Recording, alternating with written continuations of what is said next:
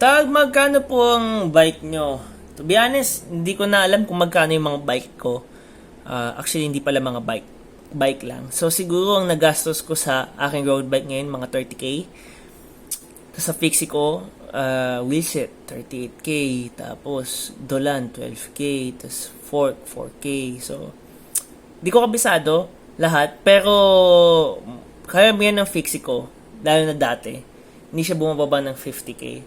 Pero ang na-realize ko nga pagtanda ko is hindi mo kailangan palaging mahal yung magamit mo. Kasi kapag nasira yan, kailangan mo palitan yan eh. And for example, 100k yung bike mo. Kapag nasira yung 100k na yun, malulungkot ka sa yung 100k ko. And at the same time, hindi mo siya kaya palitan. For example, naka-tsunami ako, 10,000. Nasira yung tsunami. Makapalitan ko lang siya ng 10,000 ulit. Hindi na 100,000. So, yeah. Habang tumatagal, habang tumatanda, habang nagmamature, pamura na ng pamura ang aking bisikleta.